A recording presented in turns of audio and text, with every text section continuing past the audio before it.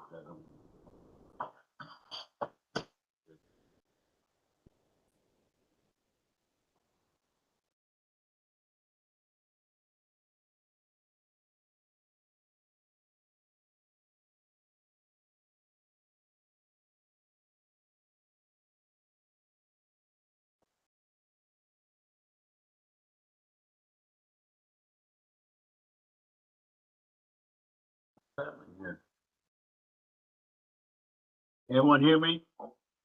Yes. Yes. What's going on? Oh, we're waiting for Carmella.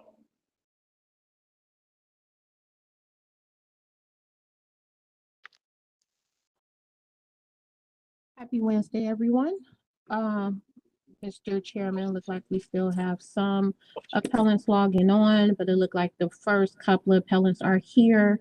So we can go ahead and get started with the reading of the preamble. Okay. So in compliance with notification requirements of Ohio's open meeting law and section 101.021 of the codified ordinances of Cleveland, Ohio, 1976, notice of this meeting has been publicly posted. All boards and commissions under the purview of the City Planning Department conducts its meetings according to Robert's Rules of Order. Actions during the meeting will be taken by voice vote. Abstentions from any vote due to a conflict of interest should be stated for the record prior to the taking of any vote. In order to ensure that everyone participating in the meeting has the opportunity to be heard, we ask that you use the raise hand feature below before asking a question or making a comment. The raise hand feature can be found in the participants panel on the desktop and mobile version and activated by clicking the hand icon.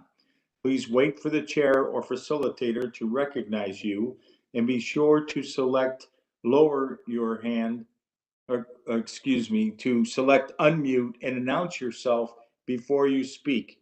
When finished speaking, please lower your hand by clicking on the raise hand icon again and mute your microphone. We also will be utilizing the chat feature to communicate with the participants. The chat feature can be activated by clicking the chat button located on the bottom of the WebEx screen. Call-in users can unmute by using *6. All meeting activities being recorded by way of the WebEx platform. These proceedings are also being live streamed by way of YouTube. All requests to speak in a particular matter by way of our website and email have been considered. We have also received emails from those who have provided written comment on a particular matter.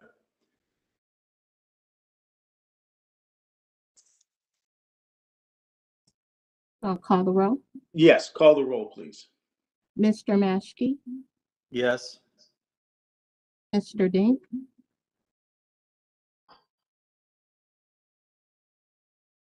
Mr. Bradley, Here. Mr. Gallagher, Here.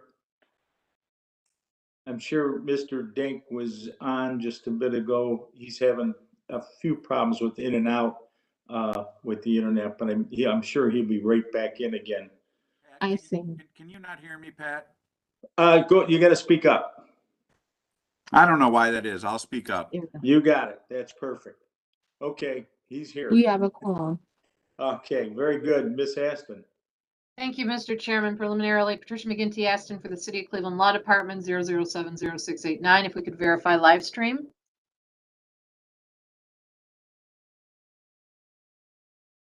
Mr. Williams. Yes, we are.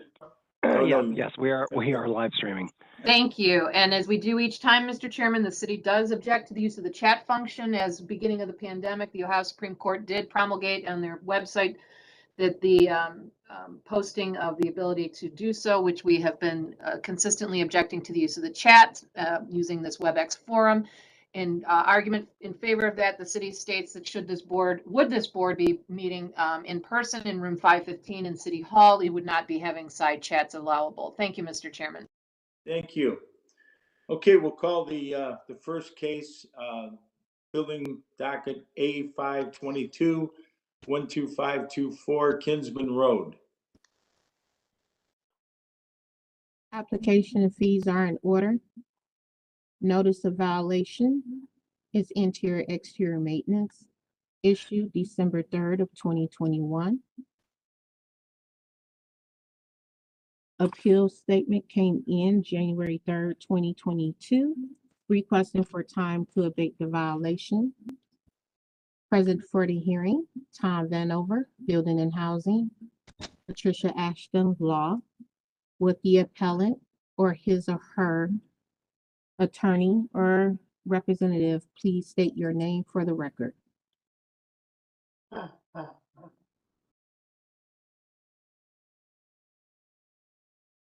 Is that me, Colette McLeod? I don't think so, no.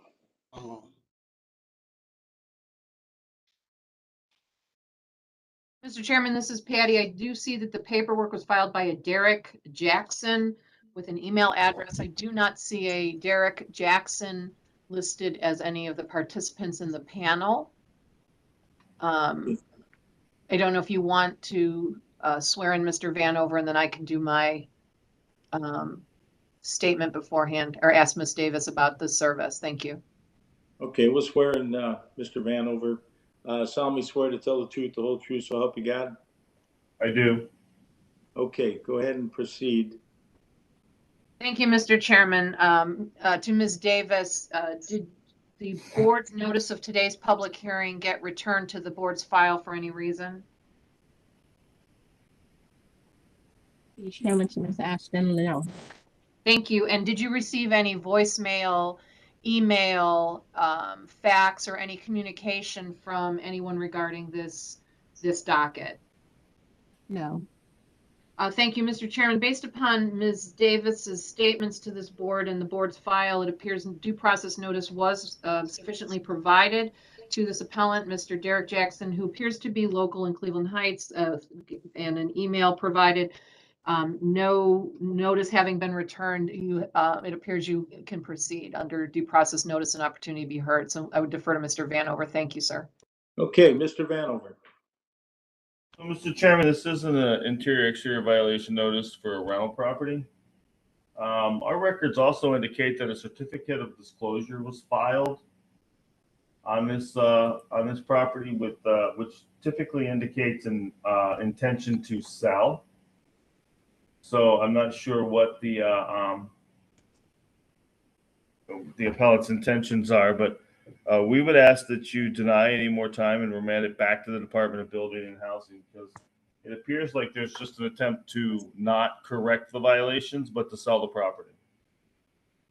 Okay, so a motion is in order to deny more time and to send the back to Building and Housing for any further action. So move. Motion by Mr. Bradley. Second, Okay, second by Mr. Maskey.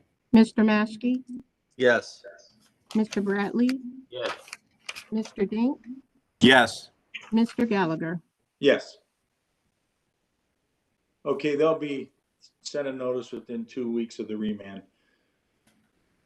Next docket. Say building docket A622, 3701 East 116th Street. Application and fees are in order. Notice of violation is condemnation of the main structure. Issue May 12, 2021. Appeal statement received June 9, 2021, requesting for time to abate the violations. Present for the hearing, Tom Vanover, Building and Housing, Patricia Ashton, Law. Would the appellant or his or her representative please state your name for the record?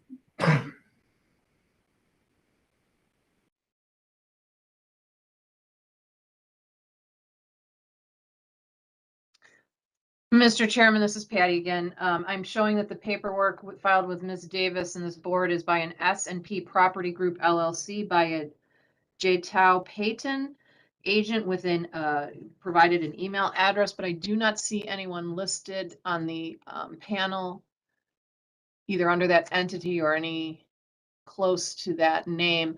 If you'd like to swear in Mr. Vanover, I will again ask Ms. Davis about service. Okay, Mr. Vanover, solemnly swear to tell the truth, the whole truth, so help you God. I do. Okay, Thank you, Mr. Chairman. To Ms. Go ahead. Davis, did the notice of today's public hearing for this docket 86-22 come back to this board's file for any reason? No. And Mr. Chairman and Ms. Davis, did you receive any communication on this docket by any person through email, voicemail, fax, et cetera? Mr. Chairman and Ms. Aston, no. Thank you. And so, Mr. Chairman, based upon Ms. Davis's testimony statements regarding service, it appears this board has given proper due process notice to this appellant to be heard at today's public hearing. Notice not having been returned, you can go, it appears you can go ahead and proceed. Thank you. Okay, Mr. Vanover.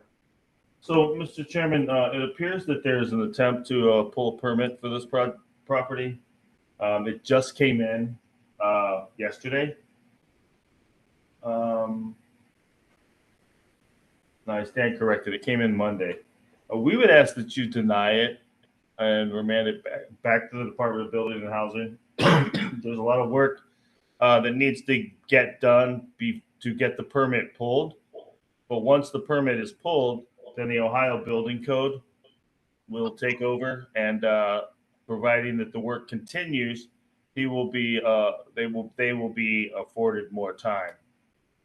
But in the interim, we ask that you deny any more time and remand it back to the department. Motion is in order to deny any more time and to remand the property back to the Department of Building and Housing for any further action. A motion by Mr. Bradley, Second. second by Mr. Denk. Mr. Maschke, Yes. Mr. Bradley, Yeah. Mr. Dink, Yes. Mr. Gallagher. Yes. Okay, notice will be sent within 2 weeks to the owner.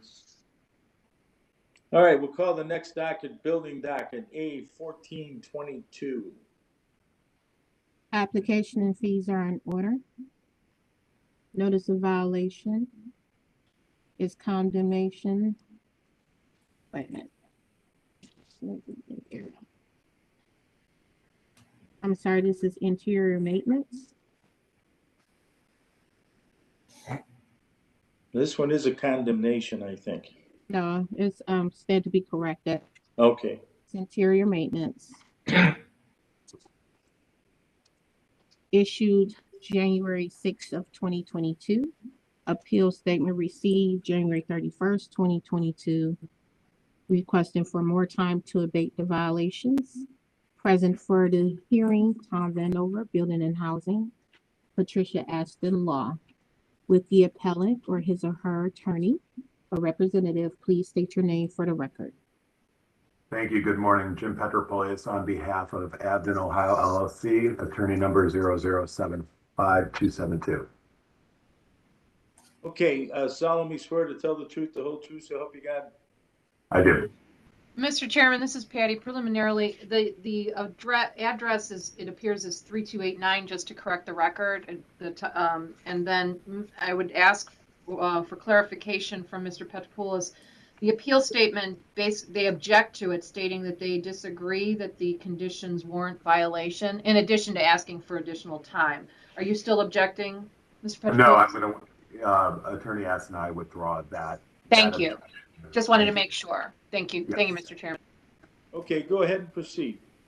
Mr. Chairman, Yes, so the correct address, which the appellant filed incorrectly, should state what on this application? Yeah, thank you, Mr. Chairman. Carmel, that's correct. The error appears to be on the paperwork filed by the appellant. The violation notice that's attached is 3289 East 143rd Street.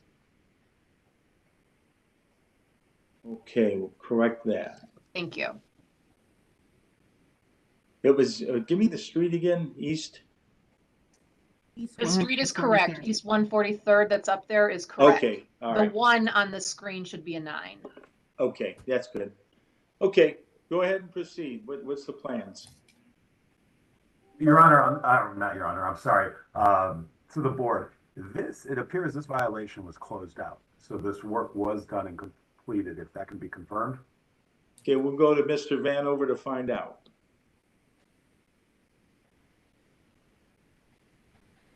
So yeah, Mr. Chairman, it appears that on February 14th, that the violations the violation notice and the property was inspected and was closed as compliance final. Okay, what do we need for today? We would ask that you grant them time through today, Okay, because they were out of compliance, it appears, or real close. So we don't object if you grant them time through today. okay, so a motion is in order to grant today's date, which is June 8th, to complete the violation. Motion so in order. So moved. Okay, moved by Mr. Maskey, second by Mr. Dank. Also known as Mr. Bradley. Mr. Maskey, Yes. Mr. Bradley, Yes. Mr. Dink, Yes. Mr. Gallagher. Yes. Okay, Thank you. you'll receive the notice in 2 weeks anyways, but you're all set. Thank Okay, you. thank you. If I may, one more thing.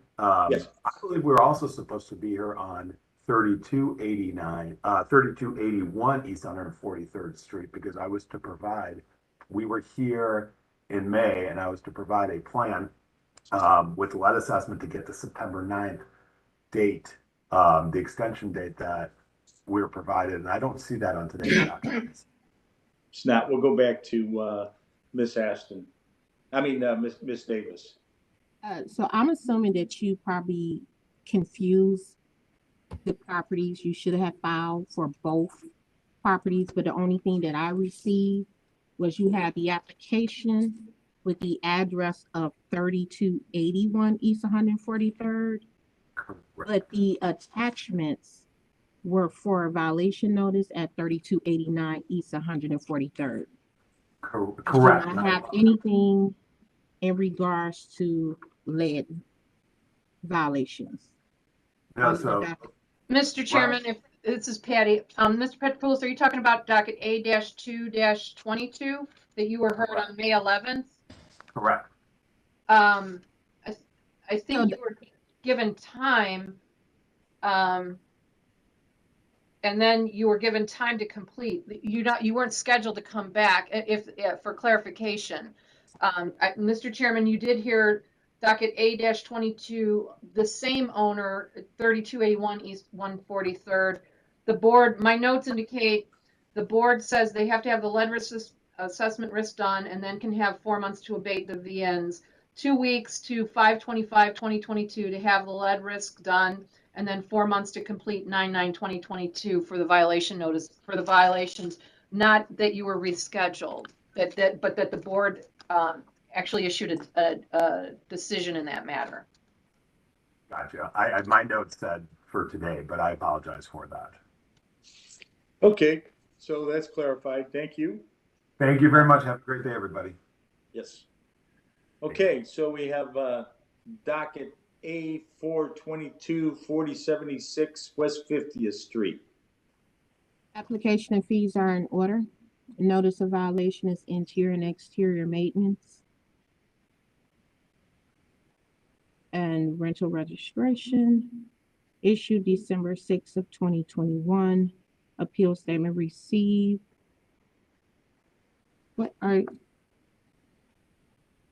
Maurice, are you on slide 4? I mean A4? We were supposed to be on A4, yes. It slid up to A7. Mr. Rowland. We want to go back to A4.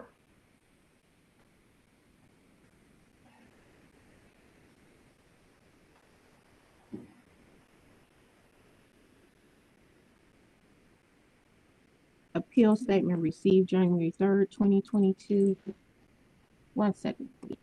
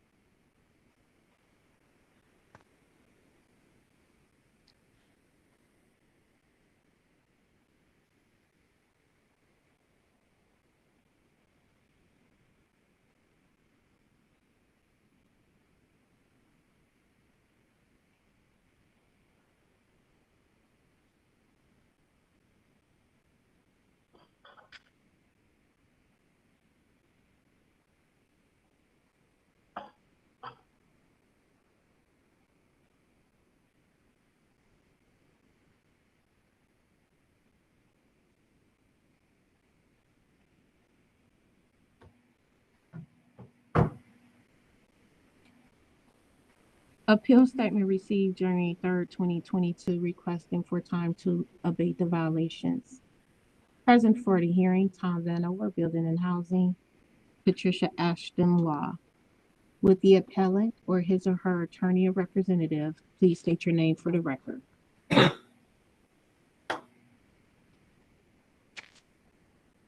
Mr. Chairman, this is Patty. The appeal is by a Virgil Rosca, R-O-S-C-A, who provides, is listed on the violation notice and also provides Ms. Davis with an email address. And I do not see anyone in the panel by that name having been logged in. If you'd like to swear in Mr. Vanover, I'll inquire regarding service. Okay, Mr. Vanover, solemnly swear to tell the truth, the whole truth, so help you God? I do. Thank you, Mr. Chairman. To Ms. Davis, did today's notice, the notice for today's public hearing for this WebEx get returned to the board's file for any reason whatsoever? Mr. Chairman, to Ms. Askin, no. And thank you. And did you receive any communications, voicemail, email, fax, or anything regarding this docket? Mr. Chairman, to Ms. Askin, no. Thank you. So, Mr. Chairman, based upon Ms. Davis's statements regarding service in this matter, notice not having been returned, it appears the board has properly notified the appellant to be present today and give testimony regarding this matter, so you can proceed. Thank you. Okay, Mr. Vanover. So, Mr. Chairman, our records, excuse me, our records indicate that both violation notices are closed as compliance final on February 11th. Okay, so we'll give through today's date, or? Yes, is that- please. Okay, so motion is in order to give to today's date, June 8th, to complete the violations. Motion so in order. So moved. Okay, motion by Mr. Bradley. Second. Okay, second by Mr. Dink, I think. Yes. Okay. Mr. Maskey, Yes. Mr. Bradley, Yeah. Mr. Dink, Yes. Mr. Gallagher. Yes. Okay, notice will be sent to them within 2 weeks. Takes care of that. Okay. We're moving on to docket A722. Okay, it is 3458 West 44th Street, rear structure, I guess. Application and fees are in order. Notice of violation is interior exterior maintenance, issued January 14th, 2022. Appeal statement received January 28th, 2022, requesting for time to complete abatement of the violations. Present for the hearing, Tom Vanover, Building and Housing. Patricia Ashton, Law. With the appellant or his or her attorney or representative, please state your name for the record. Gino Hinton. Okay, solemnly swear to tell the truth, the whole truth, so help you God? I do. Yes, I do. Okay, Mr. Hinton, you want to go ahead and tell us what the plans are? Well, actually, I'm in the process of getting the violations together. I was going through an eviction at the time where I had to wait for the tenant to leave, and they actually left everything in the house for some odd reason. So I had to get everything cleared out and really just start from scratch. So I'm in the process of getting everything done as we speak. Okay, permits? Well, only thing I'm doing is like drywalling and painting and like smoke detectors and like spindles for banisters and stuff like that. So I didn't think I needed a permit for that. Okay. All right, we'll go over to Mr. Vanover. Mr. Vanover? So, Mr. Chairman, as of 5/27, the inspection record does say work in progress. It does not appear that there are permits required. I would like to ask how much more time is needed. This is a rental property. Okay. Mr. Hinton? Okay. Well, yes, it was a rental property prior to, the violations and everything, but it will not be a rental property after. So I would say maybe 30 days and I should be complete.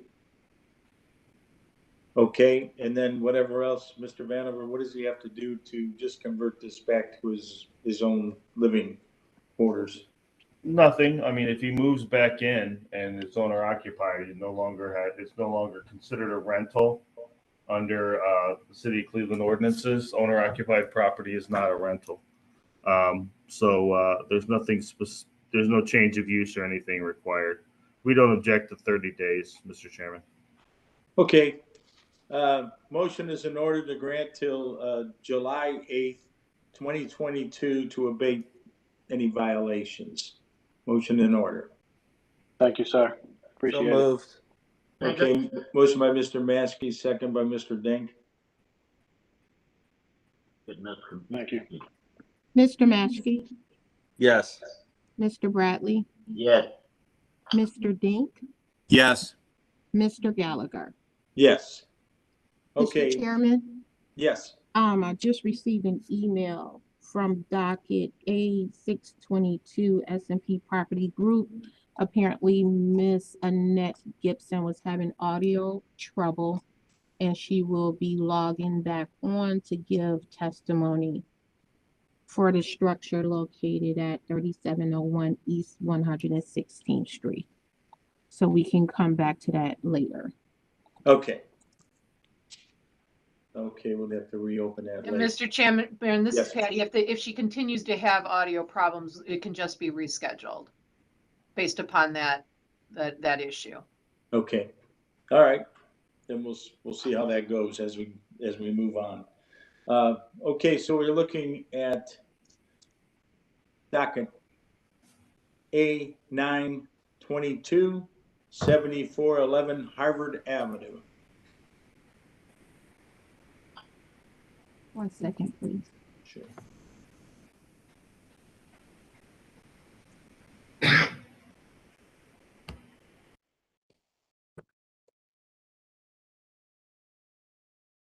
Application and fees are in order. Notice of violations is a condemnation of the main structure. Issued September 26th of 2019. Appeal statement received January 5th, 2022, requesting for time to abate the violations. Present for the hearing, Tom Vanover, Building and Housing. Patricia Ashton, Law. With the attorney or with the appellant or his and her attorney or representative for docket 920 A922, please state your name for the record.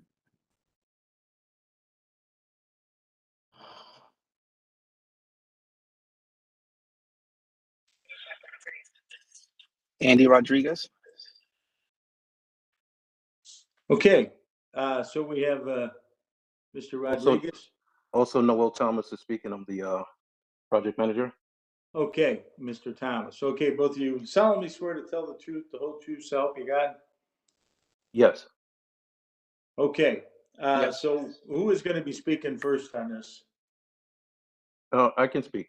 Noel Thomas. Okay, Mr. Thomas, go ahead and let us know what your plans are. Mr. Okay. Chairman, this is Patty. Preliminarily, if I could, because I anticipate, given the amount of volume of what was filed with this board, I did a search based upon the appeal statement and all of the documents that I reviewed that was filed with this.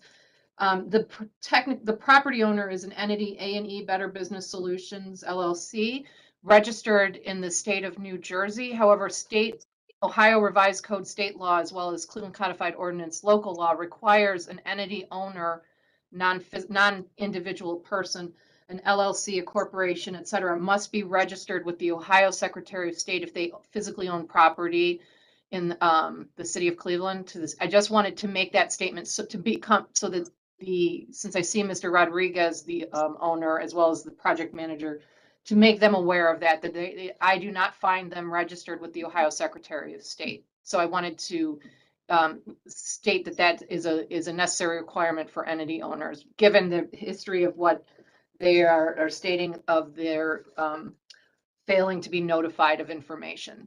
Thank you, Mr. Chairman. Okay, so we are going to need you to comply with that as part of the motion, that be taking place. So I'm going to let you go ahead and proceed. Let us know what your plans are, and then we'll move on from there. Okay. So thank you for the the compliance update. We'll work on that. So the plans are pretty much to restore this property, but not only restore it, but rehab it. We have retained Craig Dixon and Associates Architects Incorporated to work on the drawings and to present them for examination with the Department of Buildings and Standards. We retained him at the end of January, I believe it was the 28th of January. He has not completed his drawings. We have existing plans, but we do not have the plans that are necessary for examination at this time. Okay. What we also have done is we've had the property cleaned out to lighten any type of load on the structure, and what we also did was have the windows plastic ups to eliminate any type of elements from going inside of the building to weaken the structure. We also retained Exit Management Co. As a property management company to make sure there's no debris in front of the house, also to make sure that the lawn care is taken care of during the spring, summer, and fall months. Okay. Let's hear a time frame on when you're thinking this will be complete. Well, it's hard to give a time frame because we don't have drawings. Again, we retained a reputable Cleveland, Ohio, who's supposed to be one of the best in the business to handle this project based on the issues, and we're still waiting. He's paid in full. He was actually supposed to be on this morning, but I haven't heard from him. But he did say we should have plans within the next 2 weeks. I can't speak for him, but he did say we should have something within the next 2 weeks. When did you take possession of this property? Possession of this property was taken at the end of 2018. The closing was not completed, I believe, until January. Who it was purchased from, which was sent along in the documentations for the appeal, was supposed to be managing the property and actually doing the entire rehab. But come to find out later on, they weren't doing anything. They were getting paid, and it seemed like it was some form of a scam as to where they were pretty much selling Cleveland. It looks like they wholesaled a bunch of properties that were on a condemned list, and found investors to invest in them. And we just happened to be a part of that package. We came out after not being able to hear from that particular management company. We came out at the end of I believe it was 2020, because we called the city of Cleveland, but a lot of people were working from home, so it was very hard to get any straight answers in terms of what is necessary, because we had decided that we were gonna take the project back into our hands, and really couldn't get a clear answer from anyone at the Department of Building and Standards at that given time. So we actually took a trip and came down December 2020, and actually saw the condition. That was the first time physically looking at the property, and we decided that we had to take different steps in order to move forward with the project. In the meantime, we were still under contract with AP Capital, so we had to comply with the contract, and we had to also find a way to legally get out of it. So we were unable to do that until I believe it was sometime in September of 21, which is when we actually started to get some headways and find out who Alex Abramowitz was, and was able to get us to the point of where we are today. Okay, so you're out of, well, I'm going to say you're out of that contract, so you weren't able to actually, but you did take some action with them, right? Well, we were able to get released from the contract. Okay, So we're no longer in contract with them, and we're pretty much handling things on our own. So, that's where, the retaining of what we needed was a reputable company, which is Exit Property Management, who made sure the snow was taken care of over this past winter, who assisted with the clean out of the property, who also assisted with the plasticking of the windows to make sure, helping us find Craig Dixon and Associates Architects Incorporated, and also who is assisting with the landscaping and making sure that the building is free of debris. No one can get hurt in terms of just walking in front of the property. The biggest key was to hire a reputable architect, so that we know that the violations are extensive, which is part of the reason as to why we retained these services, because it makes sense to just rehab it, get it approved, instead of trying to fix little things here or there. Just deal with the project on a larger scale, which is what was suggested by Mr. Dixon. okay. All right, we'll go over to Mr. Vanover and see what his take is on this.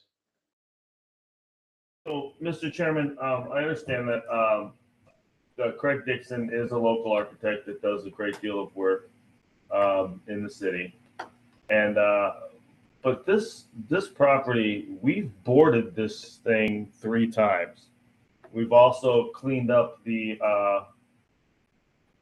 Apparently, there was several large piles of dirt that were dumped on the property that the city funded to clean up on that.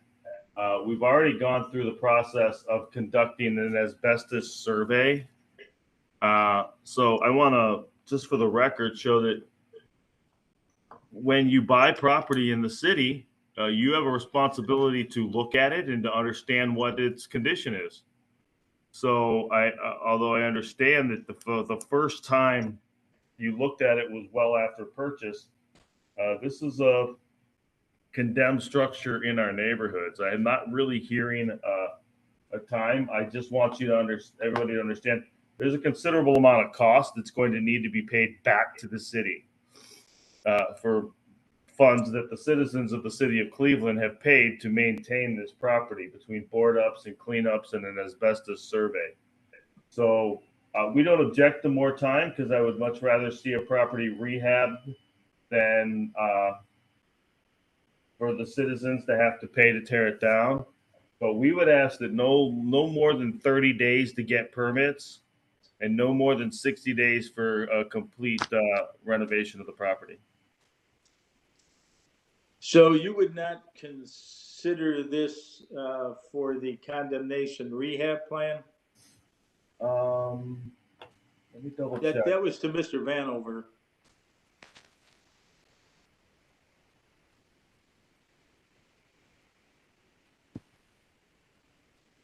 Mr. Vanover? Yeah, give me just a second, Mr. Okay. Chairman. I'm just verifying.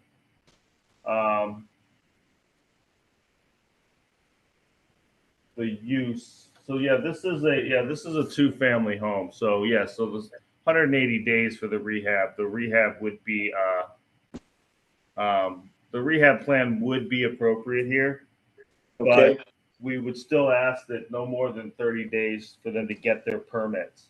And understanding that it is the responsibility of the property owner to keep this boarded and secure, and that as part of the rehab plan, you're required to keep it secure. Failure to do so invalidates the rehab plan. Okay. Very good. So Okay. to Mr. Go ahead. To Mr. Chair, Mr. Vanover, and the board, I understand compliance, and I do understand your point in terms of the responsibility of a property owner, not just a homeowner, but a property owner. Yes, we do take responsibility for where it is. I mean, it's no different than a bad bank transaction, or you paid somebody for a service and you didn't receive it. If that's what happens, it's still your responsibility to rectify it. So I'm in full agreement. However, part of compliance is, in order to pull permits, you need to have approved plans. If I don't have plans, then how am I going to get a permit? It's almost like we're being set up in a situation as to where we're not complying by complying. So if I'm telling you that we retained an attorney and we paid for those services, yes, we have existing plans, but we don't have plans that are needed for examination, which is part of the process of getting permits to rehab the structure. And I say yes, and we agree to that, and we go and we pull permits and get work done, we're working without a permit. Well, I believe you can pull the permits. We can talk to Mr. Vanover about that, because I think that if you set some days in here for your contractor, for the person that's going to be doing the work, they know and realize they're going to have to do some things to get it moving, because we have some times and dates set up. If we do not and just say, okay, we're going to sit on this for a couple of months until it gets figured out, that just carries on and on. So, and I'm sure that I can tell you, I'm sure that the council person over this area, and this thing has been an eyesore for some time, would probably have rather had this remanded and just sent back over to the city. So Mr. Vanover offering the rehab plan of 6 months, I think is a real blessing in disguise. So I Mr. think, Chairman, this is yes. Patty. This is Patty. I apologize, but the appellant stated that he's hired an architect, and unfortunately, the architect did not log on. He thought was going to be here, but he also stated that the architect told him that he was hired in January of 2020. I would defer to Mr. Maschke regarding, juggling all of your matters and getting a 2-family plans done. But he also stated that the architect indicated maybe another 2 weeks, and the statement was to provide that information within 30 days to get those permits for the application and the submittal to get everything in for the review. I don't think that was unreasonable, and I don't think that the city or no one is trying to argue to the appellant that that you have to do work on regulated work without the permits. I think the city is stating that that's a reasonable period of time, even by appellant's own statements and testimony. We're now 6 months into the year, and his own statements of hiring somebody in January and another 2 weeks to get the plans to him. That's not an unreasonable time period. And the So I would state that Mr. Vanover's statements of the 30 days for the permits and the 180 days on the rehab, which is the normal process, is appropriate in this matter. And no one's trying to pull any wool over anyone's eyes. Yeah. Well, Mr. Chairman, I would concur with the city. this is Mr. Maskey. Yes, this is. I would concur with the city. Quite honestly, I was ready to make a motion to remand it to the city. But if the building department is willing to give 30 days to submit drawings for permit and follow the rehab plan, I can support that. Okay, so we sound like, I believe everybody, unless somebody has an objection on the board, I believe we're gonna go ahead and make that motion, Mr. Maskey, to give the 30 days to get the permits, and that would be July 8th, 2022, and to December 8th, 2022, that's 180 days in order to complete the violations. Motion is in order. Mr. Chairman, I will make that motion and also add that failure to meet any of those dates, the property would be remanded to the city. Okay, motion by Mr. Maskey. Second. Okay, second by, I think it's Mr. Bradley. Mr. Maskey, Yes. Mr. Bradley, Yes. Mr. Gallagher, Yes. Mr. Dink. Yes. Okay, you will be notified within 2 weeks of the action of the board. Thank you. Thank you. Mr. Chairman, I just have a quick question. Yes. There has been some discrepancies in the past in regards to forms of communication, which I'm grateful that the form of this meeting was sent via email. In terms of communication, are we going to receive those communications via email in the future? Actually, I think, and we didn't put that as a part of the motion, but it wasn't there. The problem was there, which I think Ms. Aston had stated before, in complying with the Ohio law for property that's owned here and operating out of state, that you need to comply with what Ms. Aston. That would be registering with the Ohio Secretary of State, Mr. Chairman. There you go. The Okay. entity. And if I may to clarify with the appellant, I'm not sure who he's asking to communicate electronically with. There are various city departments and city personnel. If he's talking about communication with the board through Ms. Davis, I would defer to her, but you guys do have to, do have some statutory mandates regarding certified mailing and whatever on issues, but I can't speak for the individual departments, but there are contact informations on the city's websites or things of that nature if he's trying to seek email. That's dependent upon each department and how those contacts are done.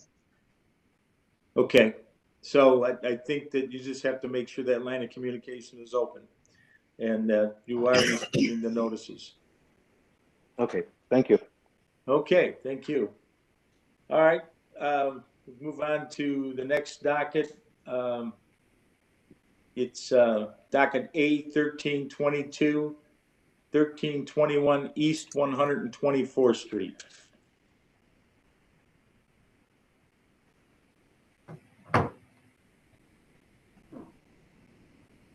Application and fees are in order.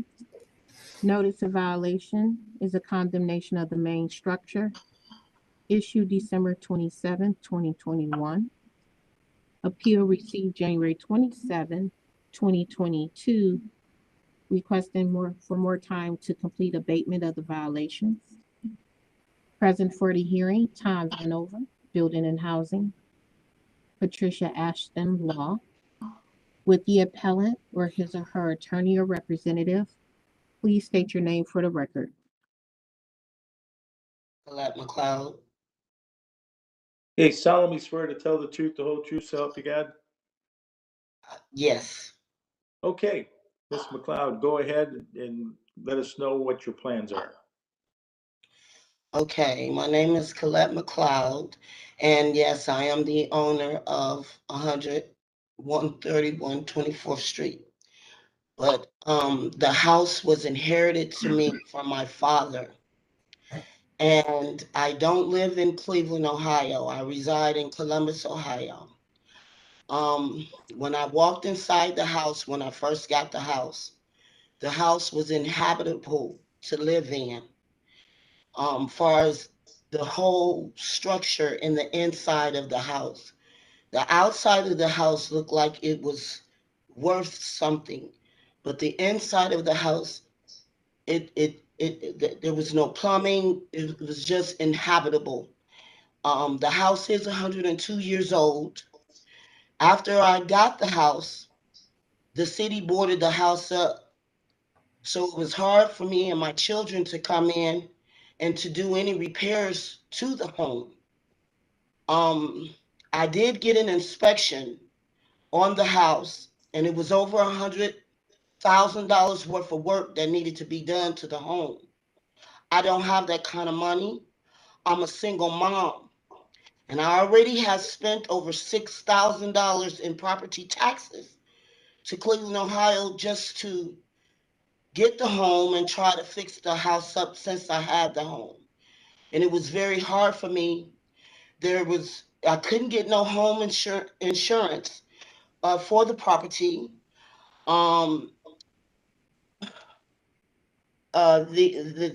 area and the area and the condition of the home has made it very difficult for me. And the squatters, every time, since I had the property, every time me and my children and my family go and try to keep the property in order and up to par, the squatters would break it down again. And it was hard for me because I live in Columbus, to try to keep the squatters out and the property. I did the best that I could. I never seen the property in the inside until it was inherited to me.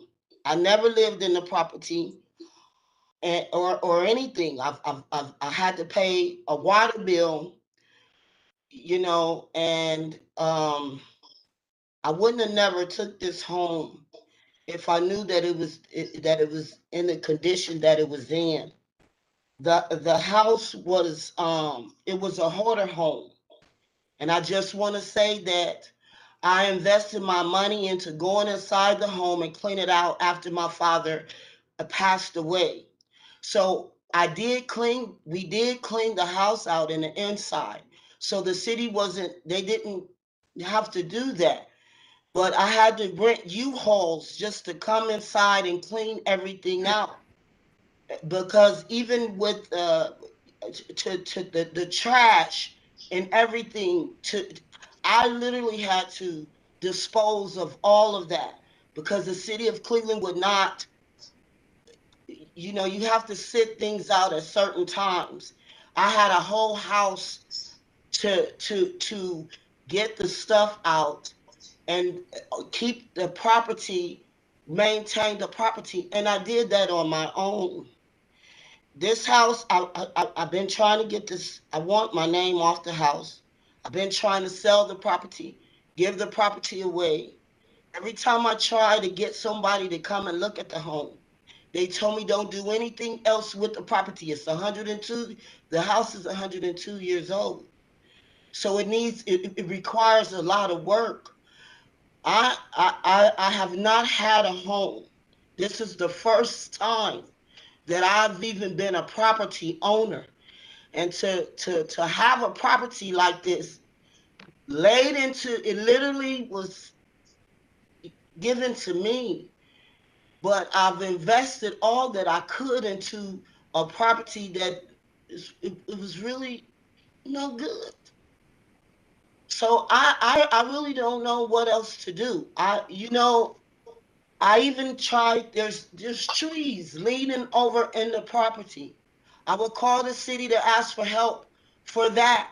I couldn't even get that. But I was always charged for property taxes and anything else that had anything to do with that property. But I just don't think it was fair to me for all this to be handed down to me. I know that I said that, yes, I would accept the responsibility because it was my father's home, but I had no knowledge of how the property was until I went inside the property. And I haven't had it's just been very hard to even do anything with that property. The area as well as the property. It's just been a disaster for me. And all I know is that it's on a demolition list to be demolished. And every time I try to sell it, it's hard for me to do.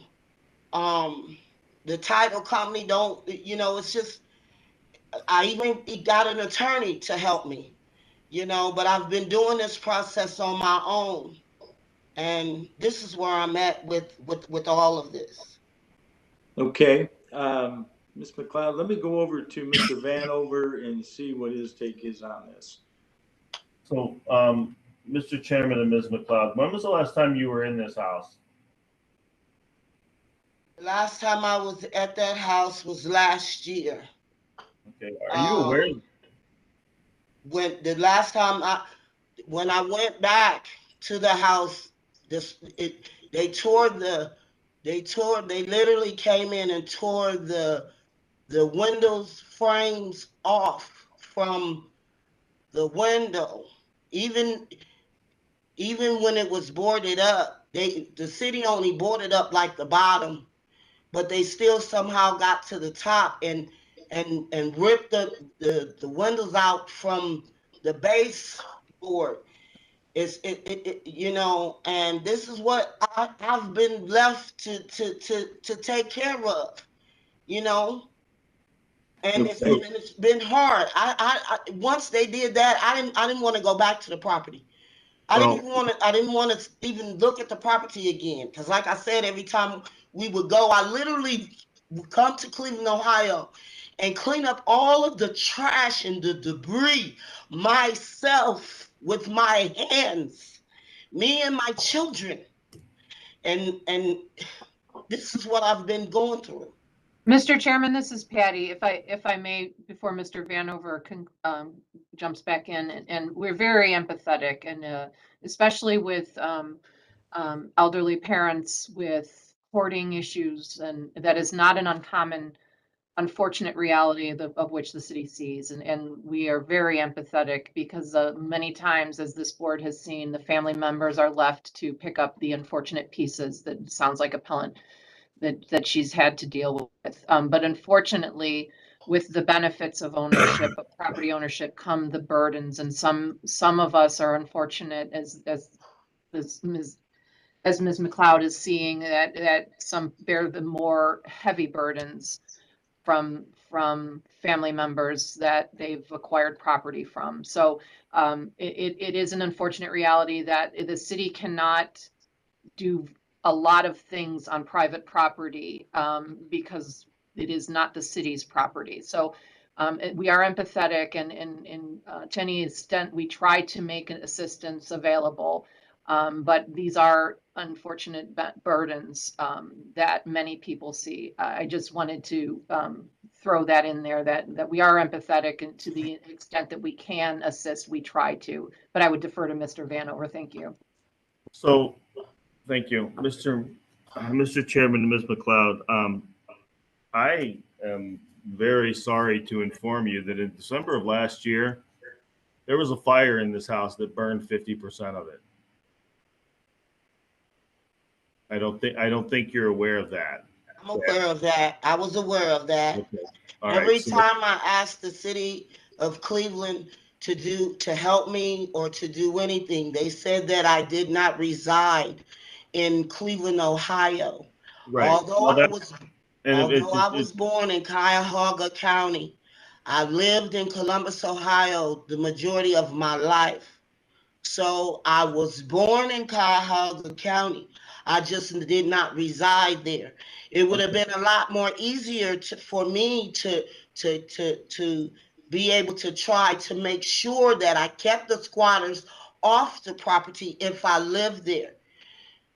but I couldn't Well, even and do that. if I can finish to get through this, you know, as Ms. Aston said, we are empathetic, but at the bottom line is it's not the citizens of the city of Cleveland, it's not their responsibility to pay to maintain your property. I'm not sure what the appeal is for. I mean, if you're looking for more time or what Mr. Chairman, to the appellate, what the request is. We would ask that you remand it back to the Department of Building and Housing. This house needs to be torn down. And just so that you're aware of the process, once the city tears the property down, you will receive a bill for the demolition. If you fail to pay $10,000. Between 10 and 12,000. If you fail to pay the demolition cost, then the cost of the demolition goes onto the taxes. And then if you fail to pay the taxes on the property, it'll go into a foreclosure sale and be sold. Okay, so she can have the house demolished herself. Is that correct, Mr. Vanover? That is accurate. Okay, and the cost may not be that high. I know you're saying that's the city's cost. If you do it, it's 10 to 12. Is that correct?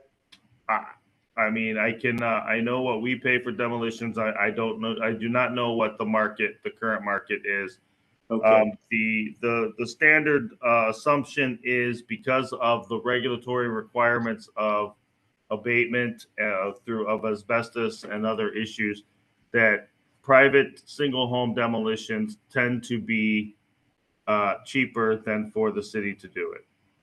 Okay, so we have Mr. that Chairman, this is knowledge. Patty as I've well. got one more thing, Patty, before Okay, we thank get in, and that is that the land that it's sitting on is also worth something. And I'm not sure if it would cover the cost of the demolition. It might come close. It's hard to say, but it may be an even break on that if you probably did it, had it done yourself. But that's just a thought. I'm going to let Ms. Aston go ahead. Thank you, Mr. Chairman. Just a few possibilities for Ms. McLeod. She might want to reach out to the council person who is listed here as Councilman Conwell, or his community development, that in the area they may be aware of people who are looking to acquire properties in that area, or the county land bank, if they are aware or looking to acquire properties. So those are a few suggestions for Ms. McLeod as to if she's looking to get rid of this property. She can. I would suggest that she starts with those three places. Thank you. Go ahead, Ms. McLeod. Mr. Chairman, I do appreciate you, and you seem to know exactly what it is that I'm saying. So I appreciate you very much. Now, I did get an attorney, like I said. As far as the county land bank, they want to charge me the $10,000 to $12,000 fee. Now, as far as the demolition and the land, that would be more beneficial to me and my pockets. I'm a single mom. I don't have the $10,000 to $12,000 to have this property demolished. And I did speak to Councilman Blaine. I can't think of his name. Blaine Griffin. Okay. And he said that it was too much. It costed too much for him to even consider to do anything. So the demolition and the land sounds good to me. The council, Conwell Community Development, I mean, I can try that as well. But those are probably my only last two options, because I've been at this for a long time, and this is my last result. Okay. Mr. Vanover, any other thoughts? Well, Mr. Chairman, I do want to just reiterate that if the property transfers from Ms. McLeod to any other entity and the city has to tear it down, she's still responsible for the cost of the demolition. Okay, So- which means she'd be better doing it herself, probably cheaper. And that would take care of the violations by Well, doing that. ultimately, yes, it would abate the nuisance, it would abate the violations. Ultimately, if the property taxes don't get paid once the cost of the demolition is assessed to the taxes, it'll end up in typically they end up in the city land bank anyhow. And then once that transfer is made, those costs are, well, they're gone. I mean, if there's no expectation of doing anything more with the property or living in the property, or I think the best route would be to raise the property herself or sign a consent to raise from the city of Cleveland. And ultimately those costs go on the taxes, and then ultimately it goes to the, it'll go through tax foreclosure. And if somebody's interested in it, they'll buy it. What about the cost of the worth of the land itself once she does that? Well, there's value. I don't know I mean, it's land. They're not going to make any more of it. So, I mean, but if it goes to tax foreclosure and gets sold, then whoever buys it and pays off the taxes gets the land. Okay, but that gets her out from underneath it. So it still looks like a remand because we don't have any plans. And you can still do what you need to do, Ms. McLeod. Even though we remand the property, you can still work on trying to get it, talk to the council people, still work on having it demolished. And so you can get permits and get somebody hired in there to do that. If you can, then that would alleviate, the violation. I would like to do that. Okay. All right. So a motion is in order to remand the property, to deny any more time, remand the property back to the Division of Building and Housing for any further action. So moved. Okay. Motion by Mr. Maschke. Second by Mr. Dank. Second by Mr. Good move. Okay. Yes. Mr. Maskey, Yes. Mr. Bradley,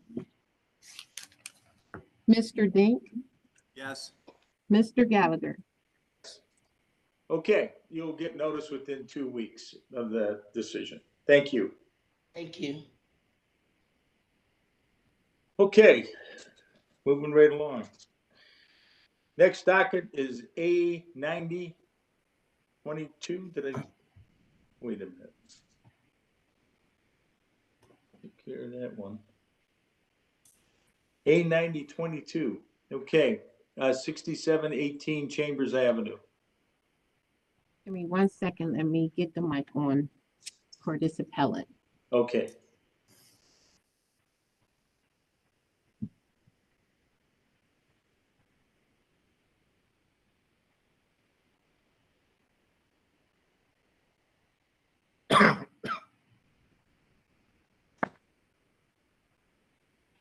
You're gonna speak right into this bar once I'll call you out, okay?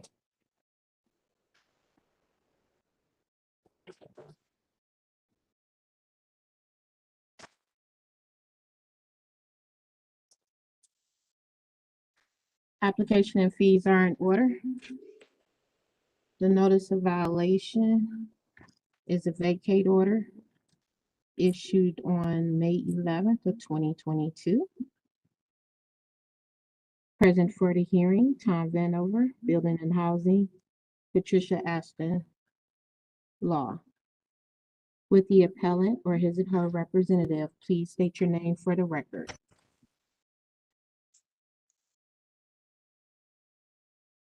and state your name, Mr. David. Pardon? Go ahead and say your name. David Kaprzinski. Okay, Mr. Kaprzinski, you solemnly swear to tell the truth, the whole truth, so help you God? I do. Yes, sir. Okay, go ahead and let us know what's happening, what the plans are. Okay, I had a rather severe fire in the garage and heat damaged and ripped the back siding off. And the upstairs back apartment, you can see, was the windows the firemen knocked out. And when they sprayed, it tore all the drywall and everything out. So that upstairs back apartment is pretty damaged. It needs to be completely rehabbed. The downstairs and upstairs front was undamaged, except for the firemen hoses made some of the floor tiles come up. So I'm replacing everything. I went and pulled all the permits and got a dumpster and everything. And the Slavic Village Association said they'll bring the second one dumpster in. So we had the first one just pulled out. The backyard, we towed all the vehicles out of the yard and the area of the garage that we're working on. The upstairs back apartment was basically just storage, like a home office deal. The downstairs back, it had one of its windows knocked out so they could get the fire better. I've already got a siding and a crew ready to go. It would have been done this weekend, but the rains came in. I already bought the siding. As soon as it happened, I went down and pulled the permits to clean up the fire damage and all that. The inspector came in and he said I should pull permits so that I could paint the inside and all of that smoke damage so it doesn't smell. I've already bought the paint and sprayers there, and the work was proceeding. I went and spent another $1,000 on all the other permits so that the inspectors come in and sign off on it once it's done.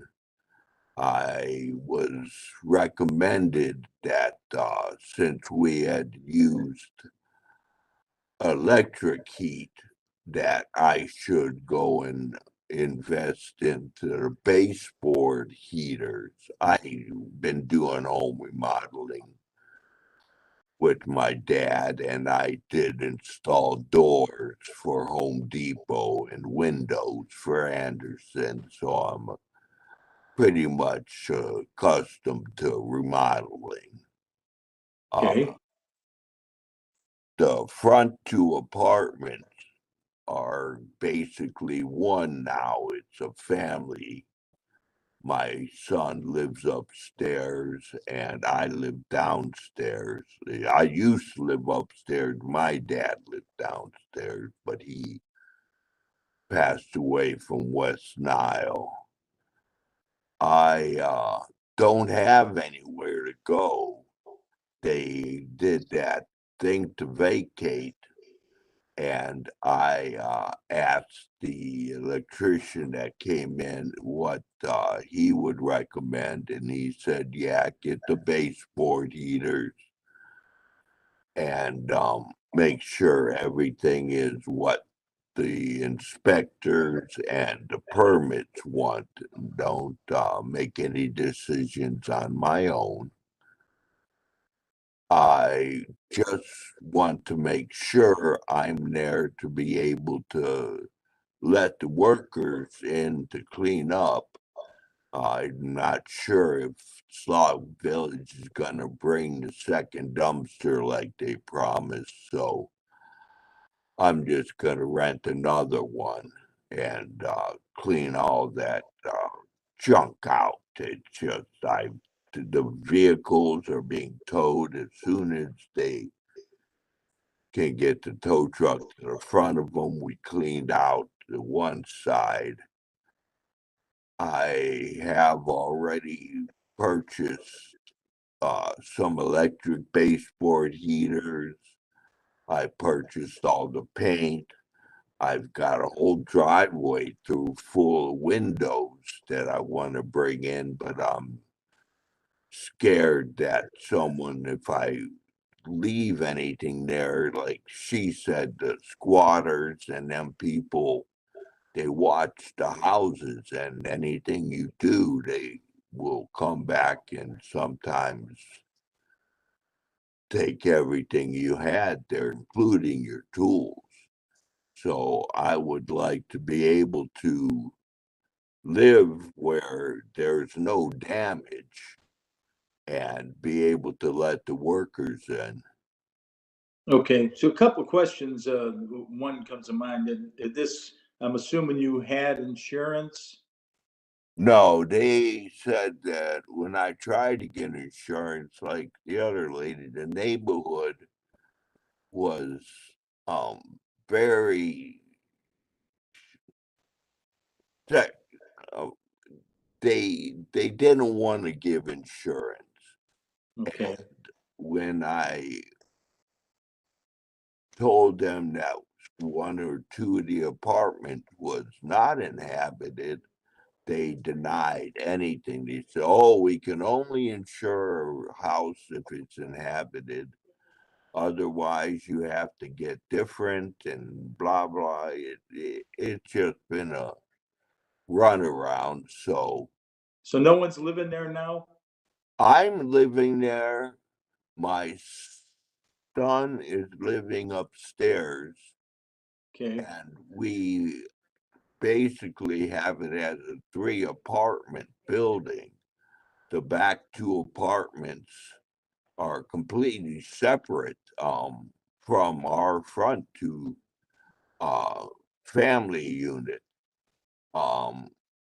I don't mind them saying that the back upstairs apartment is not habitable and all that, because it's not. I have to put the new windows, which I already bought, and paint and put the new drywall up, which I have a bunch in the downstairs area. But I don't want the squatters and them to come in and steal my hot water heater and the copper and all that, if you know what goes on in the neighborhood. Okay. Well, you know what? Let me go over to Mr. Vanover, and I mean, I probably have a couple more questions, but I'm gonna let him weigh in on this. Yes, sir. You're muted, I think, Tom. Mr. Okay. Chairman, just to clear up a couple of things. If you see the piles in the pictures of the backyard where the garage is, Yes. that's what it looks like right now. It still looks that way. If we can go back, and this fire was in March. This was a pretty substantial fire in the garage that burned the back of the house and the upstairs apartment. I want to make sure everybody is clear. This is an appeal to a vacate order, not an appeal on the condemnation, not a conversation about the permits that are in place. This is a vacate order. This is a condemned structure. If we could go back one slide. Okay, then I'm sorry. Forward one slide. If you see, that's the back of the house. That's the condition of the back of the house. Yeah. And then there's interior photos of the balance of the house. Even though that there is another apartment, this is a Well, it's either a 2 or a 3 family home. There's opposing, there's the records are have it both ways. But this isn't like an R2 or a large apartment building where there are separations and the utilities are separate and it's not like there's firewalls between them. And you can see the condition. This house is uninhabitable. There has been the Department of Aging has been working with Mr. K for a considerable amount of time. There's been no less than 2 places for him to go. There was a boarding house that they presented to him, and then there was CMHA housing where he refused both. It is unsafe, and although I understand the concern about people, squatters or whoever taking, people ripping off the house and stealing things. Vacate orders are not something that we issue lightly. The position of the Department of Building and Housing is that it is irresponsible to allow this home to be inhabited in its current condition. None of this prevents the rehab and prevents the inspections. But the timeline from the fire to what's been done so far, even as little as the cleanup, we are concerned that how long that's actually going to take to happen. And it would be irresponsible to allow this to be maintained occupied in this condition. Okay, so go ahead, Mr. Me? Yes, Kaprasinski, go ahead. Yes, sir. Like I said, the upstairs back apartment is clearly uninhabitable. I would clean out the whole rest of the apartments, all the way down to the floor. We've had a lot of everything that was in there was water damage. So the first dumpster cleaned up 1/4 of the garage, but we didn't have any room left in it to really clean the house out. Okay, Mr. Kaprasinski, the question here that we have before us is on the vacate order. I know you're working on it, you're doing things, and we're not dealing with that at the moment. We're being told that it's not habitable inside the house. Okay, and so then you're gonna have to leave, okay, and then have work done on it, or you work on it. When you come over there to work on it, that's a whole different issue. But it's on the vacate order right now that they're saying that where you're staying, where you're living, you and your son, is not habitable. Yes, That's what they're saying. And so you have to vacate the property. What do we need to make it habitable? Well, I guess you'd have to work on it, but I think that they want you to be out of there, not living there. You would have to go to, one of the places. You're working with Senior Initiative. I'm not sure what your son does, but you're working with Senior Initiative, and they're trying to get you into a place somewhere. While then you can go ahead and continue work on this, and that'll be another issue that'll come up. But right now, it's on the vacate order. Go ahead, Mr. Brzezinski. Mr. Shockley, I believe is his name, from the Department of Aging. He came in and he looked around at my apartment and the upstairs where my family, we inhabit. He looked at the back 2 apartments and he said, yeah, he goes, those are uninhabitable. Your front 2, we need to have them cleared so that they are inspected and deemed habitable, and the house can come off the condemnation and fixed to the point where it just needs its permits fulfilled. It would allow me to get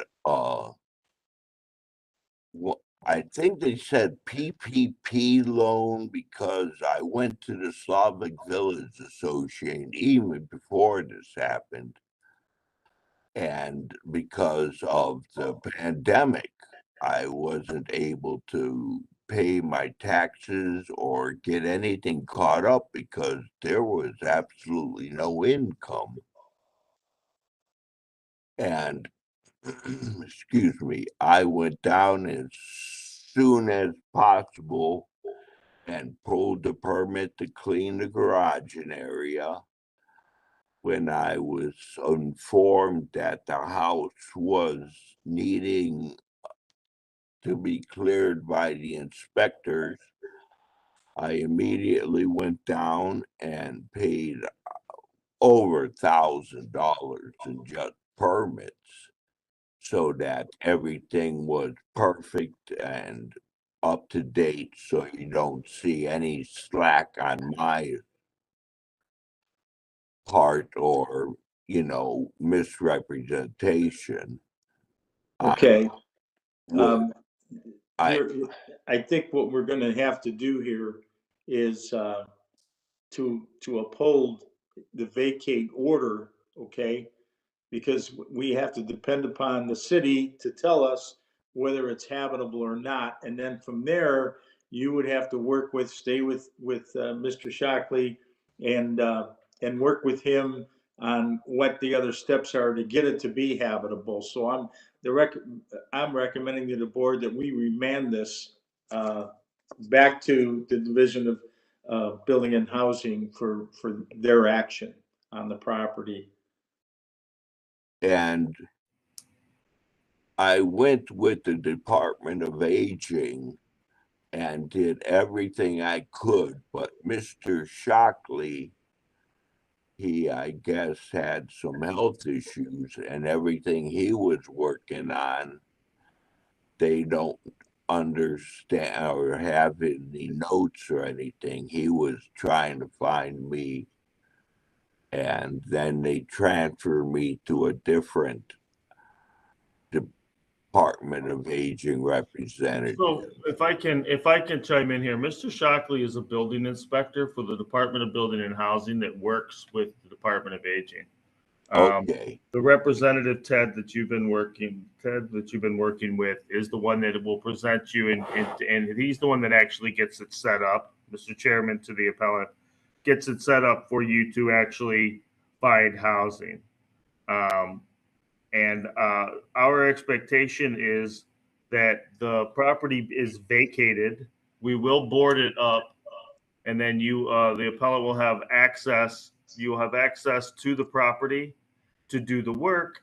Once the work is completed and inspected to a position to where it's habitable, we will grant you permission to inhabit the property, to live there. But until then, we will be vacating the property. So you will have to find a place through the Department of Aging, hopefully, to go. And as the chairman said, I don't know where your son's going to go because he doesn't qualify for help, but he's going to have to figure that out as well. Mr. Chairman and Mr. Vanover, are you seeking an emergency resolution on this matter? I am. Thank you. Okay. Would it be Go ahead, Mr. Brzezinski. would it be possible for me, because I'm just so scared if someone's not there, the people behind my house have literally broken into my house and stole, like I said, the copper, the tanks out of the basement and this and that. As you see, I hired a roofing company to come in already and take care of that, so that it was covered almost immediately. Would it be possible if I rented a RV so I wouldn't be in the property, but I could keep an eye on the property? Well, if we remand it and if they could find that as a possibility or somewhere close by, so that you can keep an eye on it. Also, Mr. Vanover has stated that the city is going to board up the property to keep people from gaining access into the property. So that should help in that matter. But any of the other kind of stuff, you're going to have to work with the Division of Aging so that you can talk to them about those possibilities and see what can happen. But we are going to uphold the vacate order, okay, Well, and remand it back to the city for any further action. Go ahead, Mr. Kaprasinski.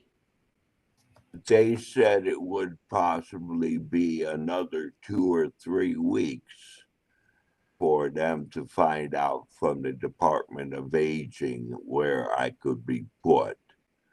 Would I be allowed to stay there till then? Do I need to rent the RV sooner? What would, So, Mr. Chairman, I will state right now, you are not allowed to live in an RV on residential property. That's not going to happen. You're not allowed to do that in the city of Cleveland. I will also tell you that they've had no less than, as I said, 2 different locations, 3 different times to find housing. But this appeal stalled they had a place for Mr. Kaprasinski to go. He refused to go. They lost that spot. Then they had another spot lined up. He filed this appeal, which is his right, his due process right. So there was another location that was lost because these things fill up and they become available and fill up very quickly. But it was stalled because of this appeal. So now, being that it's going to be another couple of weeks, there is housing available immediately. Albeit a shelter of some sort, but it's safer and it's cleaner. So, to answer the question, our expectation is to gain an emergency resolution on this decision and to vacate the property as early as Friday. And Mr. Chairman, as it relates to the nuts and bolts, this is Patty. Thank you, Mr. Chairman. As it relates to the nuts and bolts of the housing to Mr. Kaprasinski, it will go through the Department of Aging, not this board's administrative determination. So based upon all of the statements, testimony, and information evidence, including those photographs that Mr. Vanover has put in, we ask that you do uphold the vacate order, deny the appeal, and remand to Building and Housing for further proceedings with the emergency resolution, Mr. Chairman, so that these proceedings can then move forward. I will email my colleague who sits with the senior initiative and see if there is something that someone can reach out as soon as today. But that will be done through the administrative process and beyond this board's authority. Thank you, sir. Okay, Mr. Kaprasinski, go ahead with your final comment here. would I be given a week so that I could get most of my things out? I'll try and find a spot somewhere. I went to the Cleveland Metropolitan Housing where they said that they had a place and there was no place for me. They filled out a Section 8 form to see what I was eligible for. They had no room for me. The first thing they said, there might be a possibility through the Red Cross that I would be able to get a bed at the mission, but that would have only been for 10 days. And I didn't take that opportunity because then I'd be out on the street again. I was hoping to complete whatever initiative needed to be able to make the front 2 apartments habitable. Well, the front half, because the back 2 are separate apartments, so that I could be there. If I'm not allowed to be there, could I just have a few more days to collect and coordinate where I may go, because at this time, it's such a total surprise to miss. Okay, well, you've got till Friday, from what I'm hearing. That's only Mr. one Vanover. day, literally. Well, that may be, but you can go somewhere and still get to somewhere else. But at this point, we are, that's where this is at. It's going to be an emergency resolution, and a motion is in order to remand this back to Building and Housing and to deny any more time for this. We're upholding the vacate order and the emergency vacate order. So moved. How would I let the workers in? Well, you can work that out, okay? You can work all that out. No matter where you're at, you can work that out. But this is this is the motion at this time. So moved, Mr. Chairman. Okay, motion by One Mr. second. Maskey. Mr. Chairman, so as effective today, he needs to be out. Is Well, I that think what I'm it's hearing? effective Friday, I think. No, Mr. Chairman, it would be effective. It would be effective today. Okay. it's If you say effective no more today. time, then it'll be effective today. If you're gonna give him to Friday, then that would be until. Mr. Chairman, I would amend my motion to Friday. To Friday. Okay. All right. So the motion is to Friday to vacate. Mr. Chairman, discussion. Go ahead, Mr. Vanover. Does the amendment to Friday mean through Friday? Or does it mean Friday morning, Friday? 5 p.m. Friday evening. Okay, so I that have means, till Monday right. morning. I think they want you out of there yesterday. Mr. Chairman, in further discussion, can we specify Friday, June 10th, 2022, 5 p.m. Eastern Daylight Saving? It's Eastern time. I don't mean to be the lawyer in me, but because you are granting time. Thank you. Yeah, so be it. So that's what the order will be, June 10th, 5 p.m., 2022, Eastern Standard Time. So moved. Okay, good. Motion by Mr. Maskey. Second. Second, okay, by Mr. Denk. Mr. Maskey, Yes. Mr. Bradley, Mr. Dink, Yes. Mr. Gallagher. Yes. Okay, notice will be sent out, and that's the decision. Give me a few minutes to. Thank you. And as to the emergency, when Ms.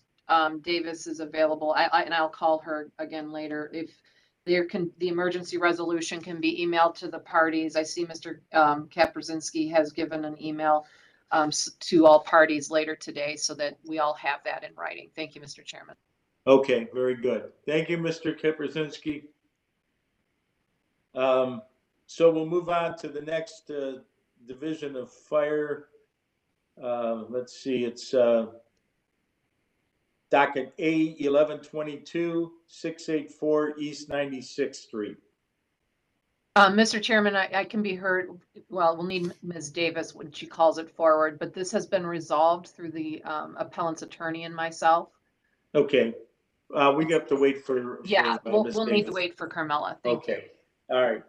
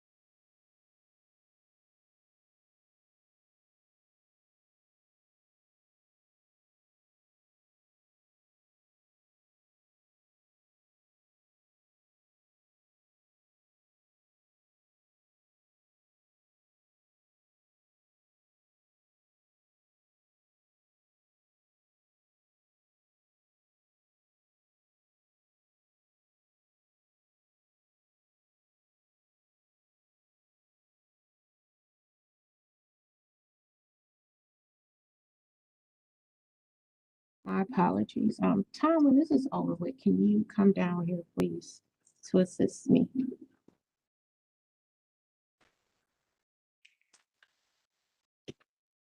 You're muted, Tom. What's that? When the meeting is over with, can you come down here to assist me? Yes, I can. But I'm actually over at my office in Erie View. Okay. So I'm not in the building, but I will be there this afternoon. So, well, shortly. Is that all right? Well, no, Mr. David is still here. Is the inspector that's taken over for Shockley, he's able to come up here? Yeah, I can reach out to Aging and have somebody from the Department of Aging come up. Okay, I appreciate that. Thank you. And Carmela, you had stepped away. I had asked to have the emergency resolution emailed to the parties upon availability, hopefully later this afternoon, if it's done. Thank you. Okay. Okay. We're gonna, if you're ready, Carmela, we'll open docket A 1122 684 East 96th Street. Application and fees are in order. This is a notice of inspection for a license for a residential facility. The violation notice was issued on November 11th of 2021. The appeal statement was received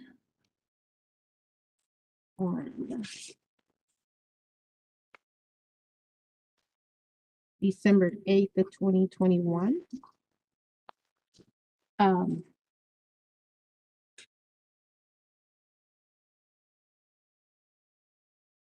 Appealing the requirements of a certificate of occupancy. Present for the hearing, Tom Vanover, Building and Housing.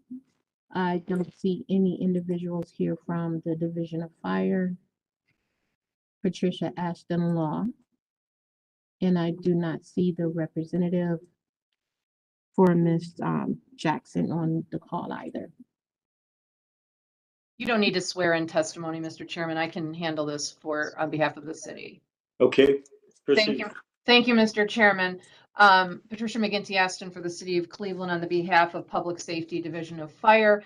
I have reached out to Mr. Billington and worked on this matter and kept Ms. Davis informed. This was a fire safety inspection for a home, a single family home in which the person lived in. Ms. Jackson lives in the home built, I think, in the 1920s. Fire is its hat for the state, goes to properties within the city of Cleveland to do fire safety inspections. On the paperwork, they stated that originally no certificate of occupancy and denied, which was appealed to this board, and then they went back and approved it, but still said they needed a referral for building to Building and Housing for a certificate of occupancy.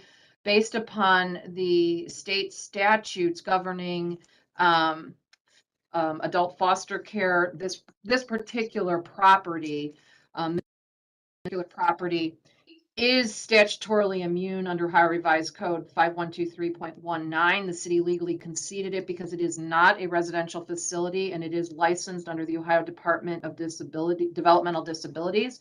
And the adult individual living there is as if it's a family member, but it still has to meet certain fire safety requirements. I had many discussions with Mr. Billington, who does fair housing law and other disability advocacy. And so we were able to resolve this matter. This is an exception to adult care facility, residential facility. It is as if it was their adult child living in the home. So it is statutorily exempted, and the city conceded that to Mr. Billington. Fire corrected its records upon discussion with Lieutenant Telbin, the city's fire marshal, and we forwarded that report of completion and fire safety compliance and passing to both Ms. Davis for the board's records as well as to Mr. Billington. Mr. Billington indicated to me that he was not going to be present, and I notified Ms. Davis of that. So based upon that, I indicated to Mr. Billington that the board can most certainly, the fire department dismissed the reference regarding the certificate of occupancy based upon that. And I indicated to Mr. Billington, when he said he was not going to be here, that I would present that information to the board and that the board could go ahead and dismiss as moot the appeal. He was not going to withdraw it, and I understand where his position. And that's the sum and substance of this matter. Thank you. Okay, well, we will dismiss. Mr. Chairman, Yes. may the record show that John Anolifo, Executive Director of Amicus Foundation, which is the CDC, for the area where this house is located, may the record He needs to be sworn in may the if he's record gonna show give that I'm testimony. present? Yeah, I'm sorry. Are you trying to give testimony, sir? I just want to make a statement, yes. Okay, then you do need to be sworn in. Mr. Chairman, if he could state his name. I actually, I mean, I don't know. I would object to the board hearing from the CDC since the appellant and Mr. Billington is not present to hear this or have it. It is as if the appellant has withdrawn this matter. You can, if the board would like to note that the CDC was present, but I am going to object to having any sworn testimony regarding this matter and not having Mr. Billington, the attorney for Ms. Jackson, or Ms. Jackson present regarding this. Also, for the record, the board didn't, the CDC did not notify me as they wanted to provide testimony today on this docket. In the future, I ask that if you want to give testimony on any docket that you see on the agenda, that you reach out to me so that will be made aware for the members as well as counsel for the Department of Building and Housing. Okay, so, you know, what we've heard from Ms. Austin is that this basically is withdrawn, and so we're dismissing this case. There's nothing to testify about. Nothing to testify. If the representative would like to call me directly, I can be reached at 664-3574. Okay. Okay, thank you, Mr. Chairman. Okay, we'll move on to the next docket. We got docket A1022, 11420 Lorraine Avenue. Application and fees are in order. This is a violation of the lead certificate issued on November 22nd of 2021. Appeal was received on December 16th of 2021, requesting for time to abate the violation.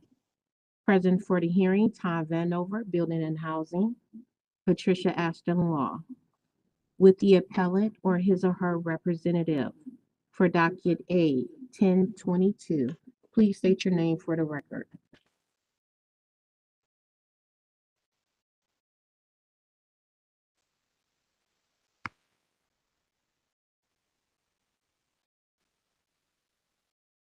This is Patty. There was somebody, Hamad, who had previously been logged on this matter, Mr. Chairman, but I do not see them anymore.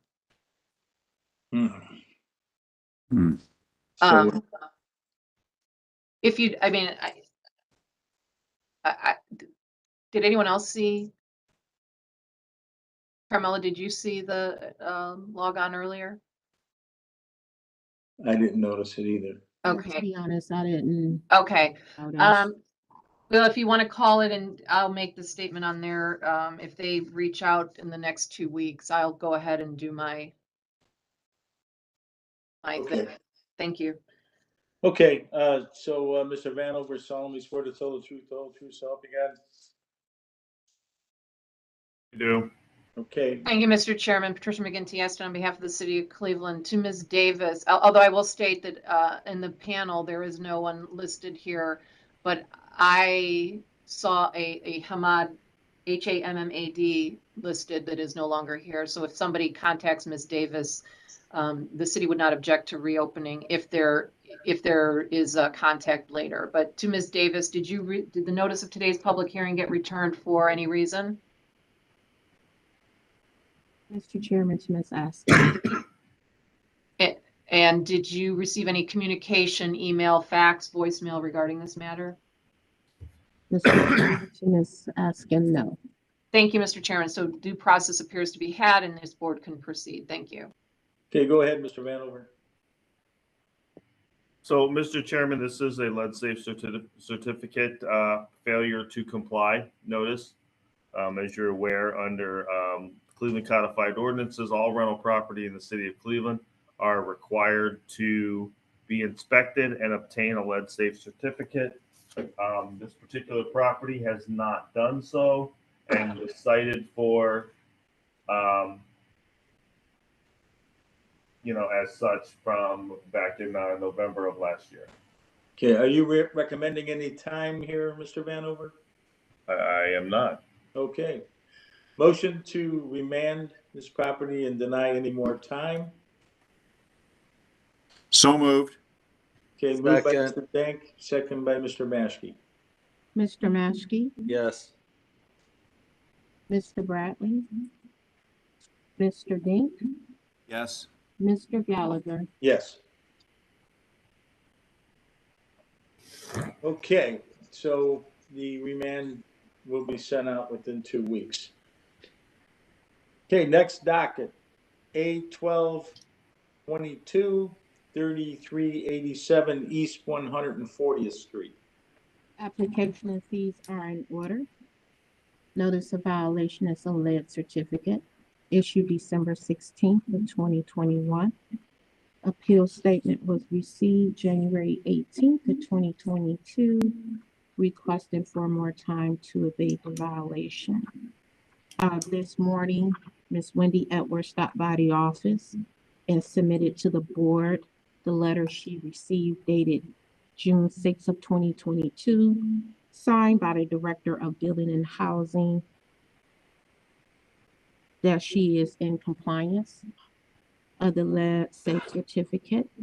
She also stated that she dropped it off at the Department of Building and Housing.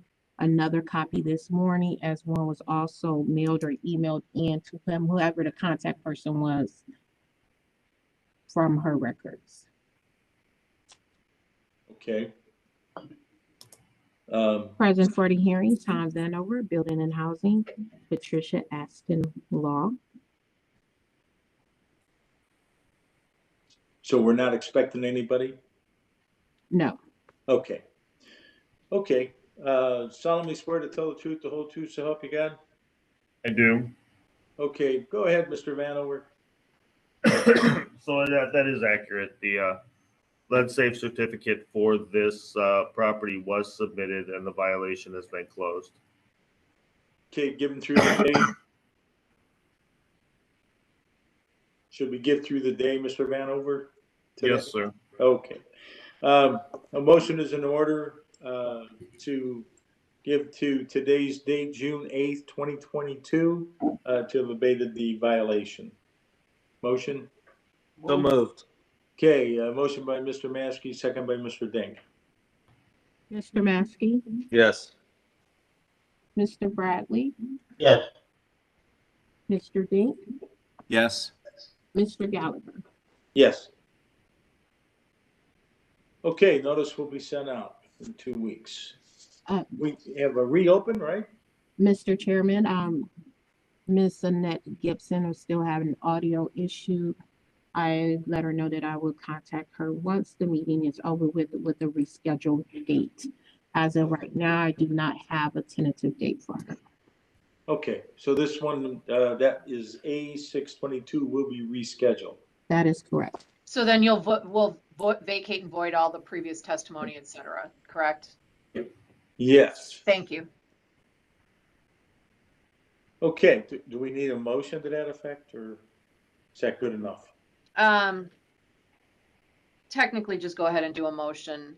Okay. Or you just don't add it to your adoption list next in 2 weeks. There we go. Okay, so we move to vacate on A622, the action that was taken to remand. We'll vacate that order. And motion is in order. So moved. Okay, Mr. Dank, Second. second by Mr. Maskey. Mr. Maskey, Yes. Mr. Bradley, Mr. Dink, Yes. Mr. Gallagher. Yes. Okay, I guess we go on to resolutions, right? Approval of resolutions. Dockets A 141-21, A 145-21, A 147-21, A 136-21, A 138-21, A 140-21, A 142-21, A 143-21, A 144-21, and an A 146-21. Move approval. Okay, motion by Mr. Dank, Second. second by Mr. Maskey. Mr. Maskey, Yes. Mr. Bradley, Mr. Dink, Yes. Mr. Gallagher. Yes. The approval of the minutes for May 25th, 2022. Are there any additions or corrections? No. Motion is in order. So moved. Moved by Mr. Maskey, Second. second by Mr. Dank. Mr. Maskey, Yes. Mr. Bradley, Mr. Dink, Yes. Mr. Gallagher. Yes. Okay, is there any other business to come before us?